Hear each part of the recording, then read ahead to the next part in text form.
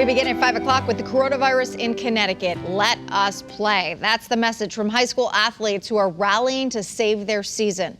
Officials already ruled it was safe to play, but the Department of Public Health says certain sports are just too risky during the pandemic. Channel 3's Joe Zone is standing by with the debate over sports. Joe. Yes, that's right. This rally at the CIAC headquarters, much different than the one back in March. Then there were hundreds of students angry with the CIAC for cutting their season short. Today, a much smaller group gathered, not so much angry, but more disappointed that the adults just can't seem to get fall sports figured out. I want you to understand that we all have the same goal. We want you to play. It was just the opposite 5 months ago, when the CIAC was among the first in the country to shut down organized sports. But now they are all in for fall sports. But the almost daily changes in what's allowed and what isn't, what could happen and what might not happen, has student athletes nervous.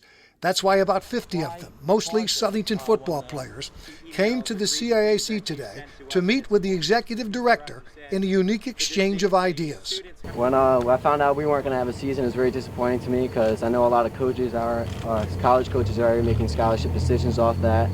And for a lot of us, it might be our last year to play. I thought it was important to come out here today so the CIAC can understand that we have a voice and we want to play. Let us play. The CIAC understands and has a plan to play this fall.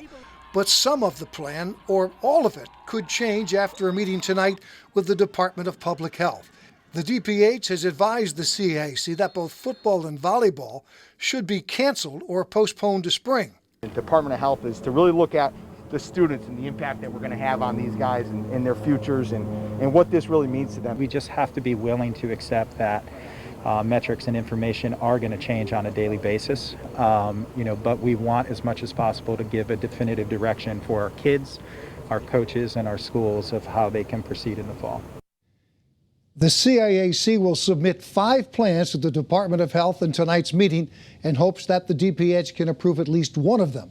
Meanwhile, school districts are proceeding on their own without CIAC guidance. Region 14, the latest to cancel fall sports. Live in the newsroom, Joe Zone, Channel 3 Eyewitness News.